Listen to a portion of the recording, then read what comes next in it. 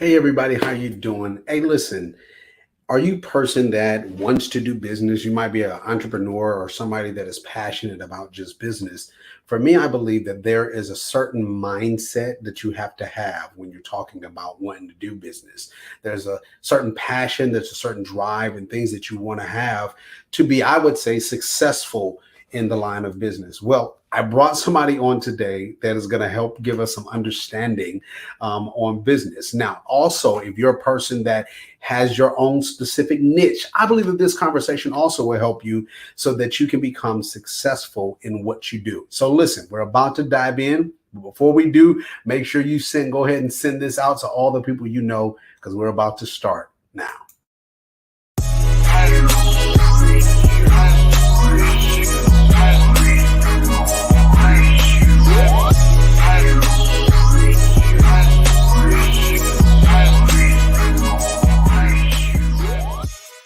Hello and welcome to the Focus on Greatness podcast.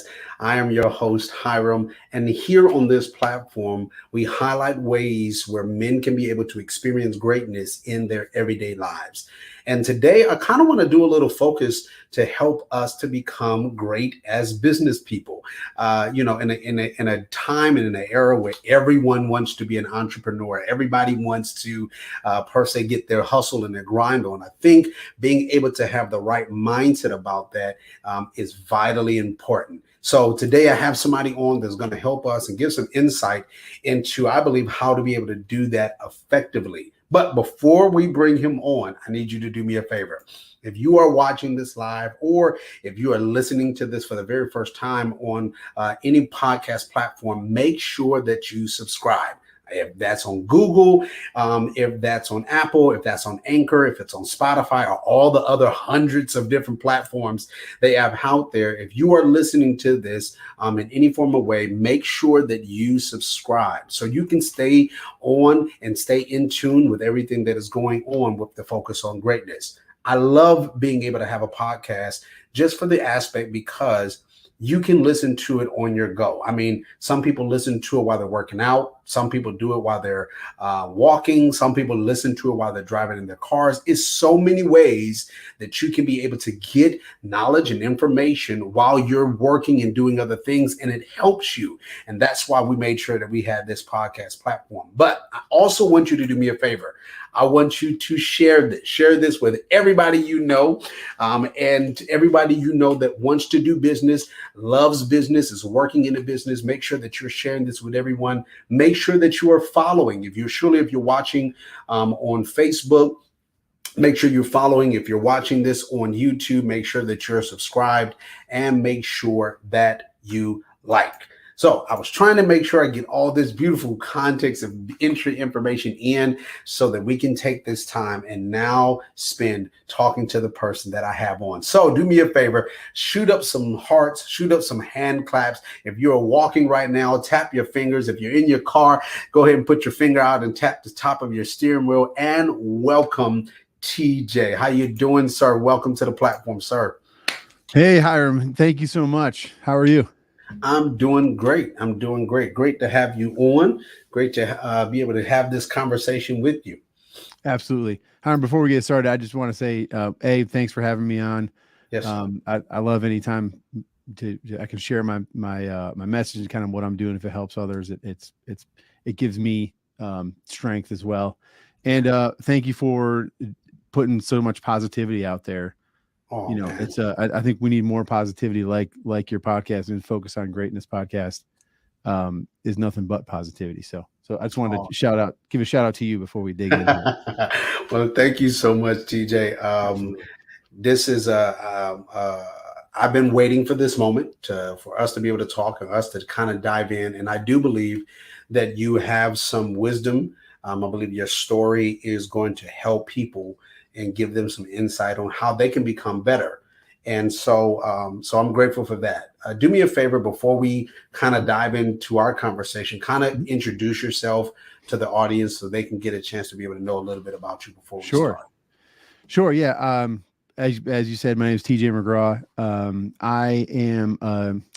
I classify myself as a real estate entrepreneur, and I know the word entrepreneur can be a little bit overused now. It's very big catchword nowadays. Yes. But I still call myself a real estate entrepreneur because I'm self-employed, Mhm. and I'm trying to be a business owner rather than just being an employee in my own business. So I figure I'll classify that as entrepreneur until they come up with a better word. That's what we're going to use. I currently am I'm in real estate. I have a team in real estate. I also have a podcast that I publish every week, called The Agent Mind, and it is I think the audience is really real estate agents and real estate investors. Mhm. Sometimes some lenders and whatnot. And what I do is I focus on, and I say it in my introduction. I'm on a journey to find out the perfect mindset, build Mm. wealth, and live within your passion. So that's what I think that transcends across all industries, where no matter what profession you're in, if you're a real estate agent, if you work for somebody else, if you're a doctor or a lawyer, I think a lot of stuff that I share mindset wise is really transcends, like I said, transcends professions. So that's kind of where I'm at. That's the nutshell of it, I think, Okay. of who I Yeah. am right now today. Yeah. I'm also No. an investor too. I invest in real estate as well. So I kind of have this whole bunch of different revenue streams coming in. Well, let me ask this, so we can go ahead and start. Let Mhm. me ask this: how did you get into the whole real estate game? Like, what Mm. even when it made you even want to go into this lane that you're in now? Well, I tell you, I mean, how long do we have here? I got You got some, yeah, we got some time. You're I got a good. story to tell. Well, I guess I'll start from the beginning. Really, Mhm. I was kind of a late start. I was, as a kid, in high school, kind of floating around, not knowing exactly what I wanted to do. Mhm. Um, and I found the restaurant business. I found cooking, and I enjoyed the instant gratification that, you make some food Mhm. and people eat it and they say, "Oh, that was great," or "No, that wasn't good." So that instant gratification I kind of fell in love with. Mhm. So I just immersed myself in the restaurant business, started serving, started bartending. I said, "Yeah, well, I'm doing this. I know, a little bit about this deal. So I'm going to, go to school for it." So went to school for it. I got a couple of degrees in culinary and restaurant management. Mhm. Um, and what it really boiled down to was the goals that I had in developing a restaurant career, or I wanted to open my own restaurant. That was my thing back then. Mhm. But I realized after 20 years in the business, it took me a while. Like I said, I was a little late bloomer. It takes me a minute. I got a thick skull. It takes me a minute to get things in there. Um, 20 years in the business, I decided one day that it just wasn't my goal. They weren't my own goals. Mhm. The goals came from, and honestly, I had a conversation with my grandfather at one point, and we were kind of talking about what I was going to do with my future. Mhm. And he threw out that suggestion. He's like, "Well, you're in the restaurant, why don't you make that a career?" Yeah. And this is when, Emeril Lagasse and all that, the Food Network was big at the time. So I kind of was like, "Yeah, that sounds like a good idea," and I went with it. So for 20 years, I stuck with this goal Mhm. that wasn't really something that I had put too much thought in to begin with, and then just became, I was chasing after something that I thought I was supposed to be. Mhm. The thing I was doing, the things that I thought I was supposed to do, but it was like grinding up against me, Yeah. if that makes sense. And it was really going against my natural flow, if that makes sense at all. Yeah. Um, so one day I was running a restaurant for a pretty well known restaurant group in Atlanta. I had come from being a director of purchasing, operations manager for a very well known restaurant group in New York City prior Mhm. to that. So I mean, I was moving up the ladder. If I'm going to do something, I'm going to do it well. So Right. I was moving up the ladder. But to kind of wrap up this part of the story, I went in one day, and before the owners of the restaurant group and my bosses basically knew Mhm. that I was not feeling it, because they were going to find out soon, because I would sit in the parking lot of the restaurant, and I would just be like, I don't want to go inside. Mm. I'm dreading this day. And Wow. I imagine I would wake up in the morning and I would just stare at the ceiling and just try to figure out some other way than to go back to the restaurant business. So it got to that point where I love the restaurant business. I love the people. It just wasn't, it's a tough business. And the biggest thing was it kept me away from my family for far too long. There was nights and weekends. So it's when the kids aren't in school, that's when daddy's working. And, I started to feel a little bit of, my wife's a wonderful, beautiful person. She's an absolute gift in my life. But when you're not there to communicate, and when you're not there to put the work in on the marriage, it can chafe a little. So before it got to that point, before, my kids didn't recognize me, and I say that facetiously, but before I ended up, I truly believe that if I stayed in the restaurant business, if I wouldn't be divorced by now, I would definitely be on the road to divorce. And it would have been a dark path that I didn't want to go down. So I went in and I told my boss, I don't want to do this anymore. I can't do it. And this is why. And instead of leaving like an out, like maybe, I'm going to take a break and maybe I'll come back, I was like, this is not the business for me. I set fire to the boats. And, I set fire to, there was no going back once I said that. And once I said it, there was this like massive, nothing you ever do or nothing that you ever experience, I don't believe that there's one emotion that you feel. Right. There's multiple emotions that come over you. So I felt relief and I felt fear, like instantly. It was like, oh, thank God I got that out. I'm so glad. And then it's like, now what am I going to do? So, right. Yeah. And I'd always been interested in real estate, and I just limiting beliefs held me back. I couldn't do it. I wanted to get into investing. That was my thing. I don't have enough money. I don't have enough time. And, all those things that you tell yourself that aren't true. Right. They're just lies from someone else or something else. And so I just decided to pull the trigger. I got my real estate license. I figured that's the best way to get into investing, is immerse myself into the business by getting my license, get some money rolling in.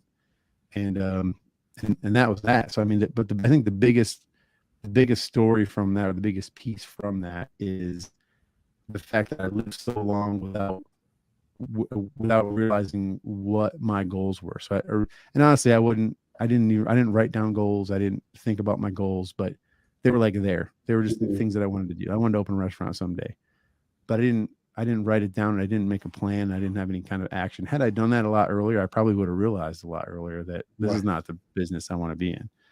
So, that's kind of in a nutshell. That's kind of, oh, let me say this too. When I got into real estate, old habits are hard to break. We're a species of pattern. So I got into real estate and I started doing kind of the same thing. I was looking at big teams and really successful agents, and I'm going to do what they do because they're successful. So I'm going to do what they do, and I'll be successful too. Well, there's a lot of stuff in anybody out there that's listening that's in real estate. Cold calling and knocking on doors and things like that is not fun. Even if you're not in the business, can you imagine like walking around a neighborhood and knocking on strangers' doors, especially in today's day and age? Right. As soon as I knocked on 2 doors, I was on the neighborhood Facebook page, like, this guy's coming around knocking on doors, don't answer your door. So it's, wow. So I fell into that same pattern again. But at this point, the difference was I was really, I've always been focused on like personal and professional growth and development. I read incessantly. So I think I was able to recognize it really early in my real estate career. So I was able to switch that and move it around. And I just decided I'm going to do things. I was saying for about a couple of months, I started telling everybody every project I do is going to be a passion project. Right. So, and that was just kind of me telling myself, I'm going to start doing the things that I enjoy, because life is short. My family's important. So I'm not going to, work nights and weekends, because I left the restaurant business. I went into real estate and I kept working nights and weekends. It just didn't make sense. It was like, this is silly. Right. So I really took a look at what I was doing and just set some goals and really focused in on a process for goals, I guess. Yeah. Okay.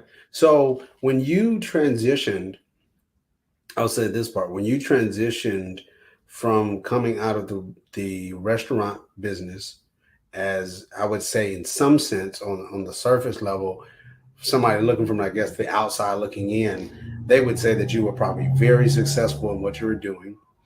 Mhm. Because like you said, you were going up the ladder, you were, all those different pieces.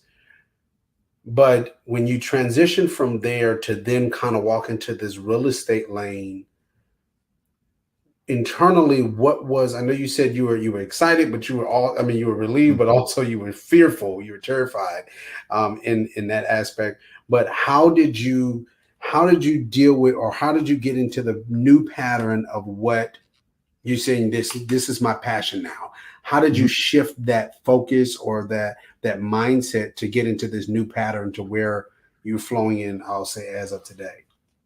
Well, I tell you now. I know your audience is full of folks with extreme faith. So Yes. there is you have to. I mean you have to have faith uh, in something beyond yourself. Hmm. You know what I mean? I mean, you have to believe in yourself, of course, Right. Right. Yeah. but you can't do it alone. You have to have faith that when you um, one of my mentors always says, when you walk up to that door at the grocery store, it always just opens up. Never we trust it to open, and that's kind of you just kind of have to take that step into the future and just trust Mhm.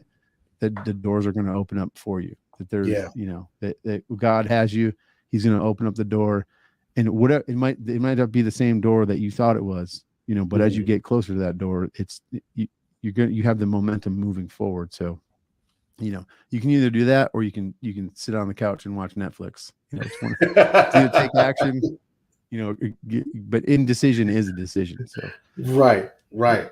I think, and that's really, I know sometimes, because I'm thinking, I'm like, man, mentally, like, how tough is this, where even though it was stressful, even though, I'm thinking about people that, they might be in a stressful job, or stressful place in there and at mhm, work, and they see the effects that it's having on them at home, mhm. but it's also become comfortable, Yeah, and they're afraid also to kind of make that step, like what you're saying, make that leap to say, I'm gonna just go ahead and I'm gonna jump right here, and step into this new zone, which is a fresh new territory, and those type of things. And mhm, just thinking in my mind, like, the encouragement that type of person needs to make that step. yeah, you know yeah. what would you say to that type of person? Man, it's tough, and no one can make that decision for you. Um, Hmm.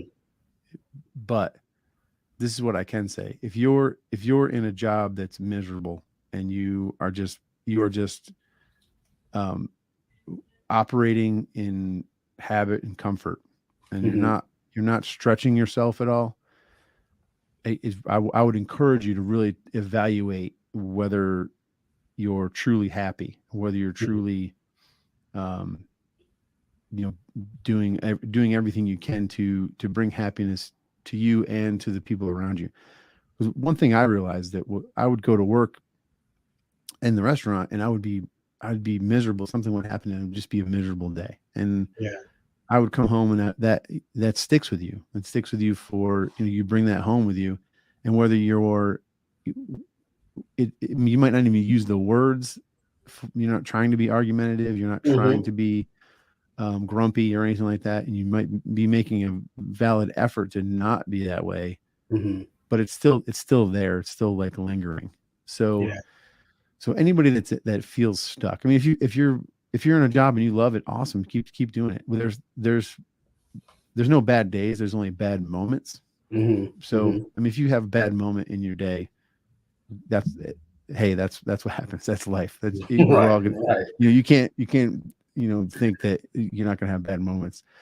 So if you have bad moments but you still love your job and you still love what you do and you wake up every morning and you're excited to go into that job and into that work, then keep doing it, of course. But if you wake up and you are filled with dread and you just are just feeling like you're running against the grain, or you're in a river and you're trying to swim upstream, like that's a pure sign. that it's time to do something else. Yeah. Yeah.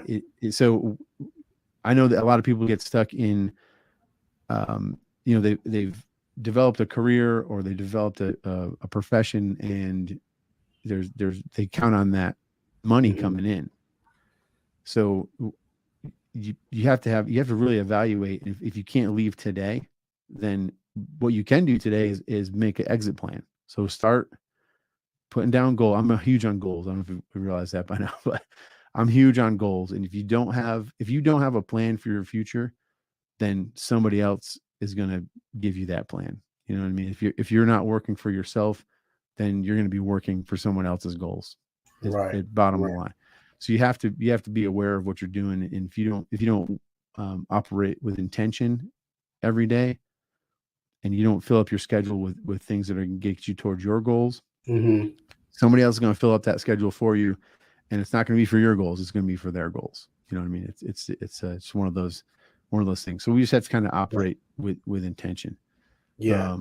So I would say I have an acronym that I kind of use a lot. It's called, I say, attack your day with vigor. And one of the definitions of vigor is energy, effort, and enthusiasm. That's what vigor means. So get your day with effort, energy, enthusiasm. But now, vigor, the V stands for vision. So you have to have a vision of where you want to be 10, 15 years from now. If you don't at least think about that, then you're just going to kind of float around and you'll be a slave to your habits, basically. And I think I've heard you talk about vision board in other episodes. Yeah. I'm huge on vision board. I mean, I have it. I'll show you right now. I know the people listening to the podcast can't see it, but I keep a journal and I have a vision board right in the front of my journal. And a lot of people get caught up. If someone knows about a vision board or they've heard about vision board before, they get caught up on like, oh, it's a big project. It's not. If you don't want to, if you don't have the time to find pictures or print out pictures, like just make a list of where you want to be. Just write it down. I suggest using a pencil or a pen because there's something with it gets into your mind a little bit more when you're writing it out. But just get it down on a list. Pick 5 things where you want to be, in 10 to 15 years from now. And don't worry about if it seems like materialistic, don't worry about it, because I know that the things on my vision board that are materialistic, I know that if I'm in a position where I can go out and purchase that car, then I know that my family's taken care of, college is taken care of, my retirement's taken care of, my mom's house is paid off, that type of stuff. Right. So yeah, it's a materialistic thing, but what it represents, like that where I am in that point in life, the thing that represents is it means that everything else is in order. My whole house is in order, and I can then, go ahead and reward myself, I guess. Yeah. With that purchase. Yeah. I love that. So V is for vision. I is for intention. You have to operate with intention every day to work towards that vision. It's just you have to, and what I mean by intention is you have to, when you wake up in the morning, if you have a vision board, it's right in front of you, you see it. It's got to be in a spot where you can see it every day. And you have to work with intention towards that stuff, those vision or the things you have on your vision board, or what you see, where you see yourself. And the way you do that is, by setting goals and objectives. So the G and the O of vigor is goals and objectives. Setting goals, writing them down, and really understanding that they are your own goals and not someone else's goals is a huge distinction that's a lot of times overlooked. We've all heard like, you got to write down your goals. You got to write down your goals. But I add in objectives there. They kind of sound like the same thing. Goal, objective kind of sounds similar. Like they mean the same thing. But when I say goal, it's like make a goal, make sure it's your own, write it down, make it clear. Yeah. But objective kind of means like, what do you want the outcome to be? Like when you achieve that goal, what's the outcome? And if the outcome doesn't align with the goal, then it's kind of a check and balance right there. Okay. so what, for example, if I have a goal of, I want to be a pilot, right? I'm just making things up at the moment, just for example. But if I'm going to be a pilot 3 years from now, I'm going to get my pilot's license and I'm going to be a pilot. Great. That's a great goal. And for a lot of people, it's probably an awesome goal and can open up a lot of doors for them. But what's my objective? Like, why do I want to be a pilot? What's it going to do? Well, then I can fly my own airplane. That's not, yeah, okay, you fly your own airplane, but like, what else is it going to do? Like, what is it going to solve in your life? What's it going to bring to your life that you currently don't have? Right. Is it going to make your family life better? Is it, are you just looking for like free trips, free airline trips? I think you kind of understand the point. It's like, you have to, it's great to have a goal, but like, what do you want out of that goal? Like, is it, and that really, it checks that goal and say, is it really a goal that's going to put me on track to meet my vision, where that will come true? Or is it just something that I might want, kind of a whim, because there's a lot of things that I want, right? Or desire.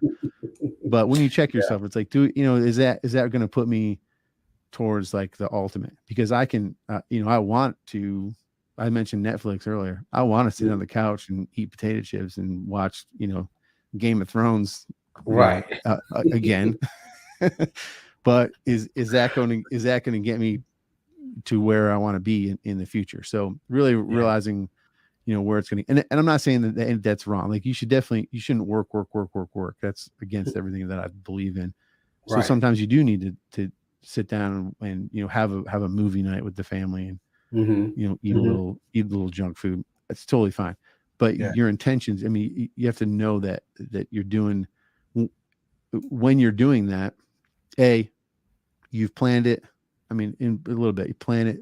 And what I mean by plan it is that you've planned out your day and you've worked with intention so that you know that you're going to reward yourself with a movie night with the family, and you might eat some popcorn with a lot of butter on it. Right. But you feel good about it. You don't feel guilty about it because you've planned that, and in the work that you've put in that day, because you went for a run that morning, or you went to the gym that morning, and then you made all your phone calls that you're supposed to make in your business, and you sealed a deal, and you really worked hard to put your family in a good financial position. Then you can sit down and have that movie night, eat that popcorn, relax without any guilt. That's a big, a lot of times and we all do it, and I still do it. I'll sit down for something, or I'll go to a sporting event or something, something entertaining, some kind of entertainment. And I'll have this little nagging guilt because I know there was something that I promised myself that I was going to do that I didn't do. And that's a whole nother conversation is about keeping the promises you make to yourself. So after goals and objectives, the last letter in vigor is R. That stands for rocks. So if anybody's a Stephen Covey fan, about he talks about rocks, which really are essentially priorities. That the biggest priorities in your life right now that you can get taken care of in the next 12 weeks to 90 days. If you move the needle on those, if you can take care of those things, then everything else in your life will fall into place and just seem to fit. And there's that story. I'm sure your listeners have heard this story because I know they're big on being better humans and understanding how to operate in life, essentially. And this is the story, and Stephen Covey tells it. And I'm sure people have heard it from other places, but if you have a big glass container and you have a pile of big rocks and you have some pebbles and then you have some gravel and then some sand, if you put the sand in first, then the gravel and the pebbles, and by the time you get to the rocks, those big rocks are not going to fit into that container. But if you put the big rocks in first and then put the pebbles in, and they all fall, all the pebbles kind of fill in the holes, the space where the rocks aren't taken up. And then you put the gravel in, same thing. Then you put the sand in, the sand trickles in, fills up all everything. the lesson there is that if you take care of your rocks first, then everything else is going to fall into place. So, so that's kind of my thing. I have I guess it's a coaching program. I've started this program, Mastermind. I call it the 90-day burn. And that's essentially what it is. We develop a vision. We talk about working with intention. We talk about goals and objectives and the difference between the two, and we write those down with 3-year goals and 1-year goals. And then we talk about what's the top 3 things that we need to get taken care of in the next 12 weeks. That's gonna put us in line for our 1-year goal, our 3-year goal, and our vision, our 10 to 15-year vision. And then it's working. And we just focus on that for the 90 days. So I know in my business, and this happened to me before, I really developed this, or really, I can't say I developed it. It's been here before me. But really adapted this process into my business, this system really of achieving your goals. I would kind of float around. I would have a million things to do in a day. I didn't know where to start. And what I ended up doing was spending way too much time on the things that didn't matter, that didn't move the needle. It wasn't a money-making activity, or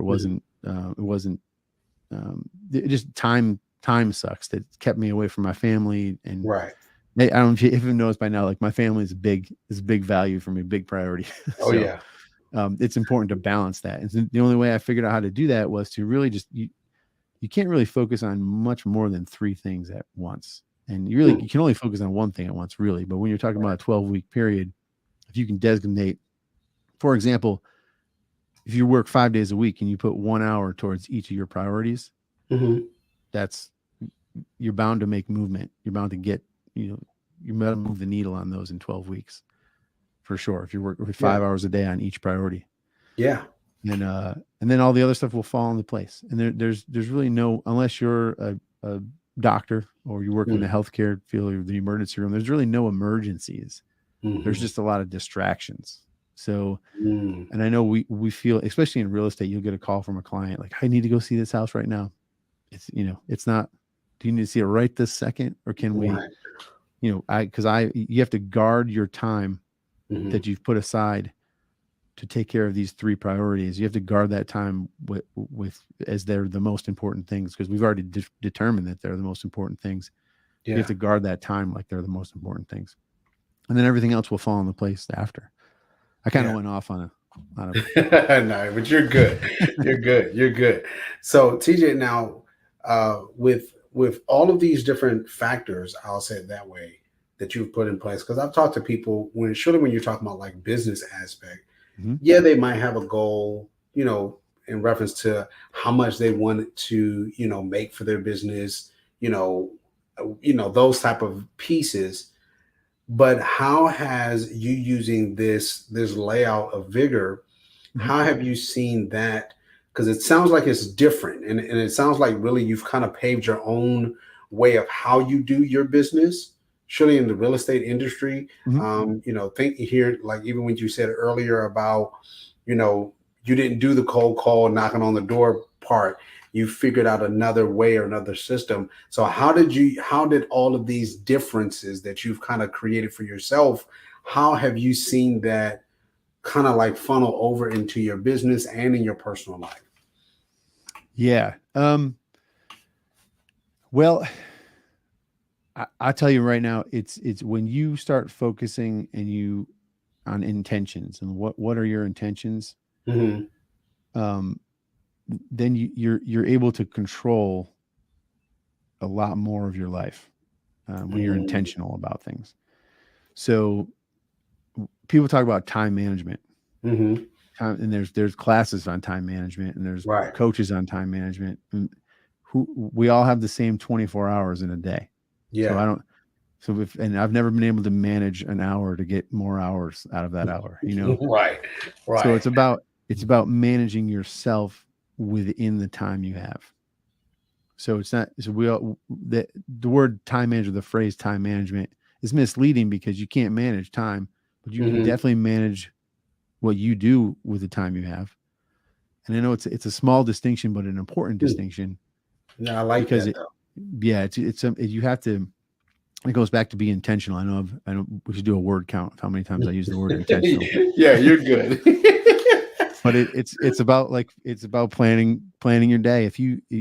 And another thing I get when I try to coach agents and other people about planning and taking the time to Hmm. really look at where you want to be and what you need to do to get there. Then you know what the number one thing they say to me is? What? How do I have time to do that? I don't have enough time to do what I need to do in a day anyway. How do I have time to sit down and plan it? It's like I completely understand that thinking because I was there. I've done that. I've said Right. that same thing. But you have to take the time. If you focus on the things that you need to do to get to where you need to be or where you want to be, then you will make more time. It's like you're making more time. Yeah. And like I said before, if you don't do that, if you don't figure out your schedule and work out a plan, somebody else is going to fill your schedule for you. That's just because there's so many distractions, especially with Facebook and social media and all, the online news, everything's at your fingertips. Yep. Everything is instant right now. It's just, there's so many distractions that if you're not setting yourself up to combat those distractions, then you're just going to get sucked into it. Yeah. So those that are listening, as well as those that are watching, what I want you to think about when we're talking about help, really this concept for me is helping us to be successful, not just as a business person, but even really in life. And this is just a mindset that we have to become successful. One of the things that I'm loving that you were saying, TJ, is for us to do this, let's be intentional. Mm-hmm. Let's be intentional, but let's be intentional by starting off by something as simple as, which is simple, but it is, because I've said it about my own self, TJ, literally sitting down and just taking the time out to plan out your day. Mm-hmm.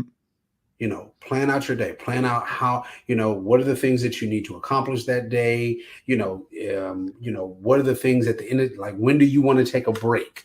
When like, when is your shut off time? Those Mm-hmm. type of things. And those are pieces that will help us to become more narrow. We'll have a narrow thought or narrow mind in reference to where we have it. Okay, this is specifically what I'm going after. This is out, and I know specifically what I'm trying to achieve today. Instead of having this broad thing and saying, well, I got 1,500 things that I got to complete, and then, like you said, then when it's time for you to take a break, or if you even take a break, then you feel at the end of the day, oh man, I didn't get this completed, and I didn't get this, da-da-da. It's like, no, just set a plan out for your day and say, these are the things that I want to accomplish. This is, these are the time frames that I need to do it in, and then go about your day, and you become more effective in that time period and in that form. So now for the person that's probably listening or the person that's probably watching, and I don't want to say there might be per se a little bit mad at me right now, because you've talked about you coming out of the restaurant business and the success per se that you had with the restaurant business, and how you've then shifted over to become now, I would say, walking in your real estate and becoming, more and more successful in that field, to now where you're teaching others how to be able to do it and how to be effective. I don't want to leave this conversation and at least give somebody some tips or some tools if they are interested in walking in that field, or if they might be in it, but might not have gained the type of success that they thought that they were going to get. What tools or insights can you give to those type of people that are listening or watching now? Yeah, Hiram, that's a great question. And I could definitely answer that. I want to say one thing about being intentional also, like and I'm hearing myself speak, and I want you to know that I don't have every minute of my day scheduled. Right. And I could just imagine, I've done this before. I've been talking to people, and they're like, wow, I can't work like that. I can't have everything scheduled out. I need some freedom. know that if you just take care of, if you have 3 priorities that you want to get done in 12 weeks, after going through the whole vigor exercise, as long as you get those things done for the priorities, then the other stuff fills in. So, and it's about like time blocking. So you need to just block out an hour. It might be a half hour a day, whatever you determine is going to be enough to get you to that point. But block it out every day, and block it out with enough time to focus on it each day and get to that and cover it to get to that point.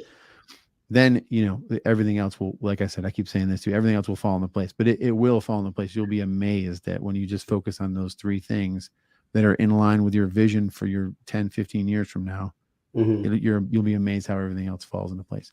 And plus, like you can't do every single thing in one day. So remember that. If the lawn needs to be mowed today, I would argue you should hire somebody else to do it, because your time might be better spent doing something else. But it's okay if the lawn gets a little long. If that can be, you can do that on the weekend, or you can do that the next day. Yeah. The point is, you don't have to be so rigid.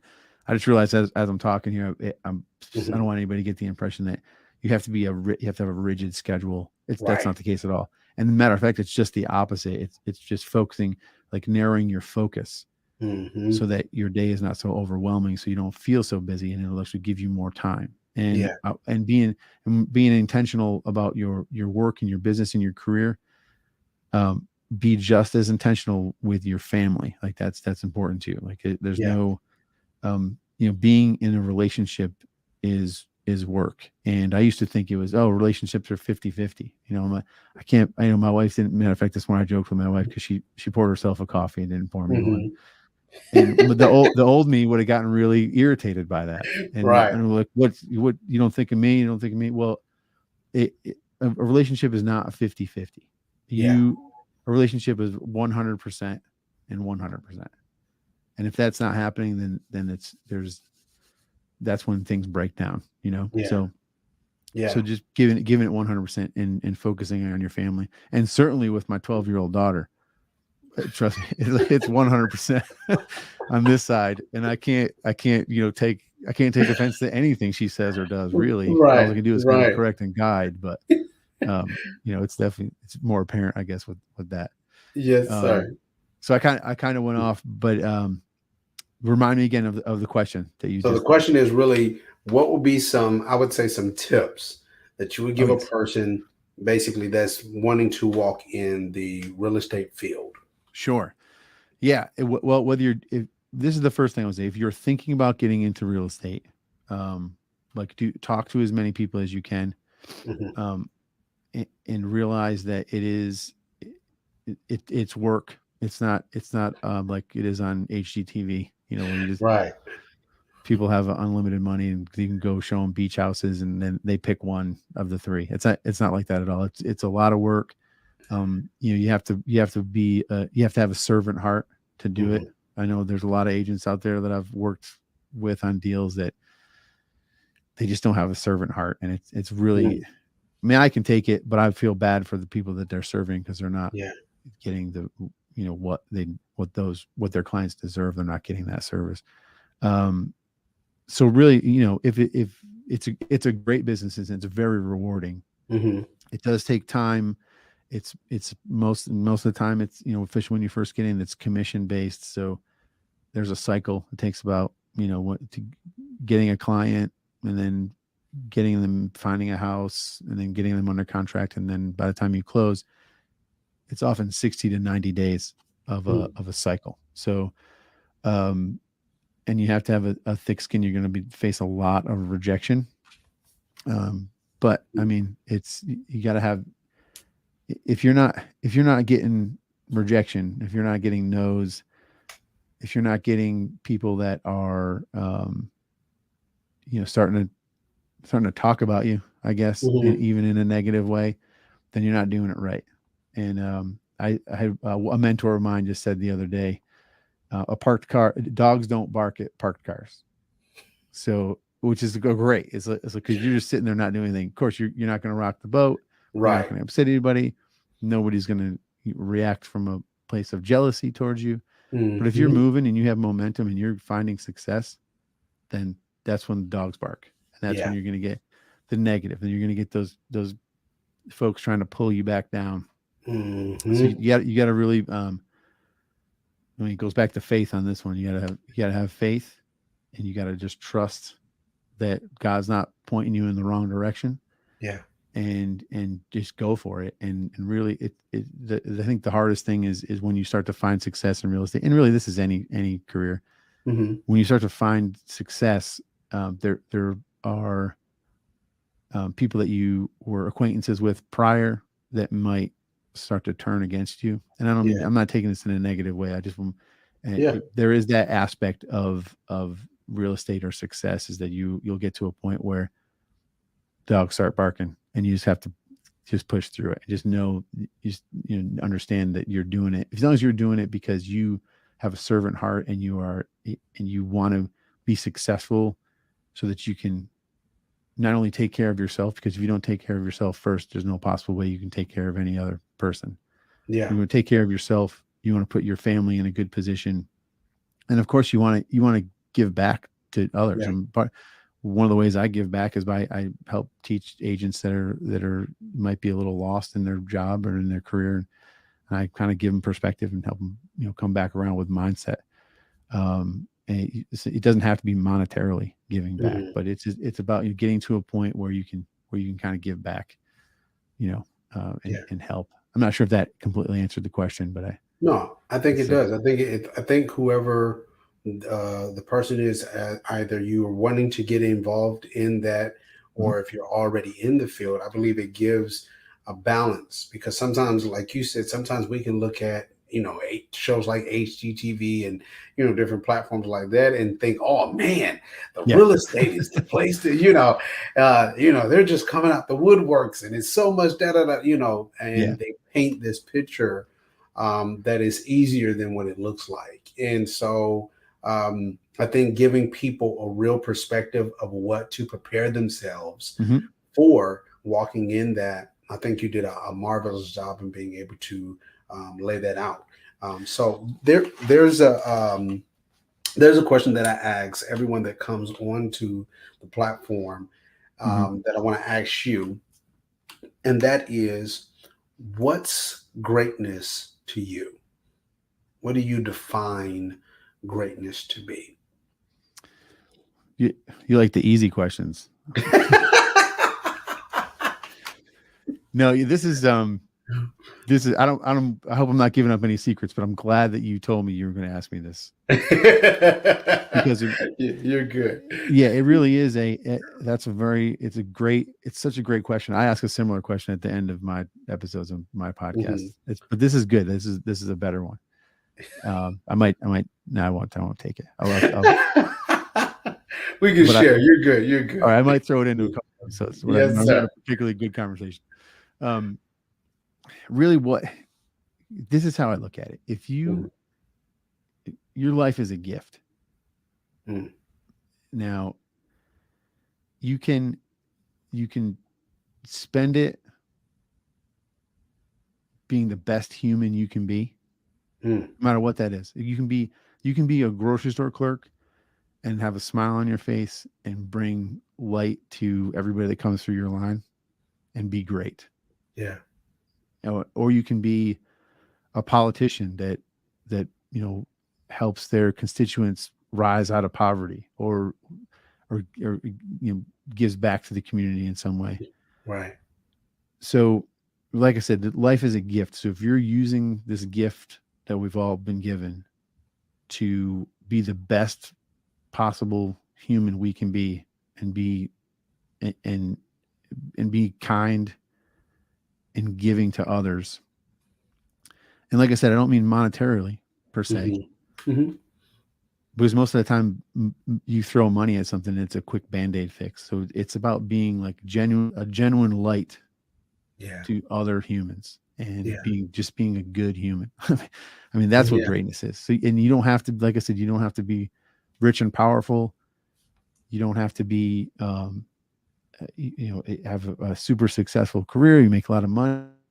Many of us, as long as I'm going to use the word again, as long as we're intentional about kindness and trying to spread light instead of negativity, then that's what greatness is to me. I think there's a lot of great people out there, and a lot of them are, people you see every day. A server at a restaurant.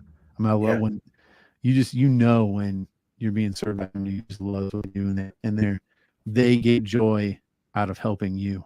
Like, that's greatness. Yeah. No, I love that. Thank you, TJ, for not only for that answer, but coming on and sharing with us some very great wisdom and some insight. I want to make sure everyone that is listening, everyone that is watching, that if you need to go back, because I personally am, I'm going to go back and I need to listen to this again so I can go back and write down the acronym and the breakdown of vigor so I can have that for my own personal life.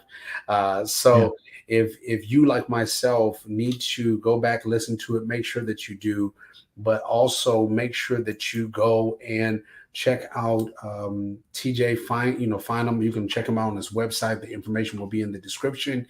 You can be able to connect with him, and he does have a coaching program. So if you are looking at getting into the real estate and you want to be able to link up with someone that will really be able to effectively help you. Not only, sometimes when we look at trying to get a coach, surely for certain niches of business, we're looking for the person that's, I'm trying to look for the person that's going to give me $1 million. Help me get all the millions and billions of dollars. He'll probably help you to get that as well. But I believe one of the reasons why I wanted to have you on, TJ, is because not only do I believe that you will help people to succeed in business, but I also think you'll help them to get that what we consider as a balance so that they can also succeed at home. And so that's just as important or more important than what we would do in any form of our business life. And so again, thank you for taking out the time, niching out your time to kind of spend, conversating and talking with me today. Thank you. And thank you all for all that have listened and taken a part of this and joined this conversation. Thank you all. And we love you. And I'll see you next time. Talk to y'all later. Bye-bye. Thank you, Hiram. Yes, sir. Thank you so much for listening to today's podcast. I pray that this conversation was impactful to you in some form of way. What I want to make sure is that not only are you hearing and learning this information, but that you're taking the time to apply something, some nugget, some piece that you took from this conversation that you can say, I can apply this for my life to be better. I want you to continue to be with me and make sure that you're with me every Monday at 6:30 p.m. Central Standard Time. I love you all, and I'll talk to you next time right here on the Focus on Greatness family. Bye-bye.